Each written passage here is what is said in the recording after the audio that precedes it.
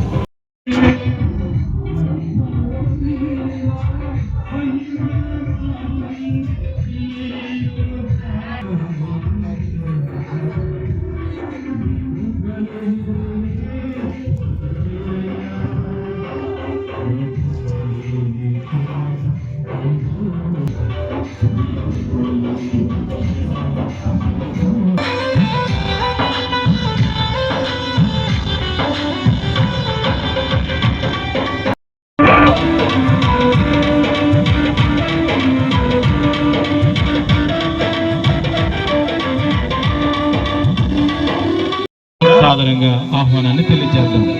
మరి దేవుడు అప్పటికి ఇచ్చిన సంవత్సరం అనే దయాకీర్తాన్ని దేవుడు ఇచ్చాడు కనుక సంవత్సర కాలం అంతా కూడా దేవుడు ఆ బిడ్డలు కాపాడి మరి ఈరోజు చక్కగా దేవుని యొక్క సన్నిధిలో, దేవుని యొక్క విశ్వాసంలో ఎదగడానికి దేవుని సన్నిధిలో మరి దేవుడి కింద కృపను బట్టి, దేవుడు కృపను బట్టి మనం అందరం కూడా మన ఆహ్వానాన్ని తెలియజేద్దాం. తన యొక్క కేవలంలో వయసులో సహాయం చేయాలి. దేవుడు ఆశీర్వదించాలి.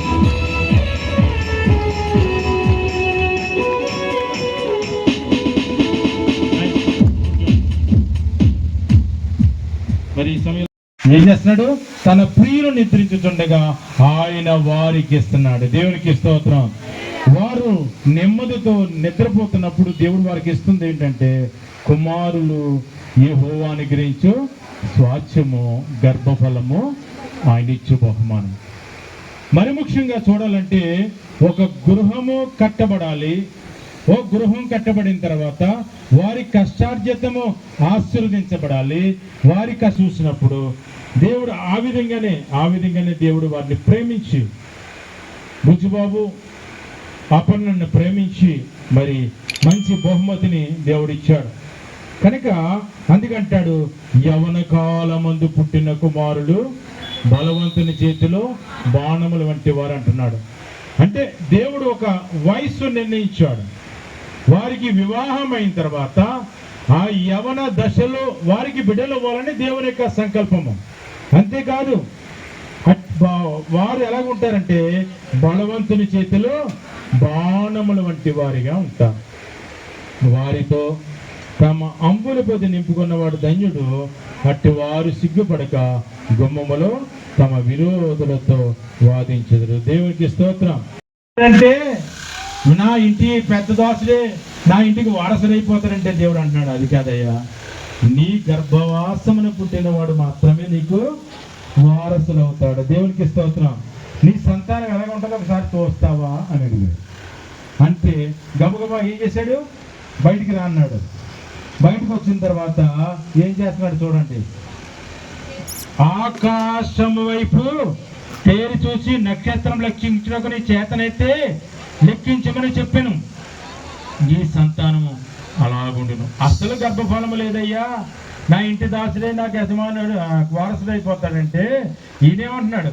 బయటికి తీసుకొచ్చి మళ్ళీ ఏం చేశాడు?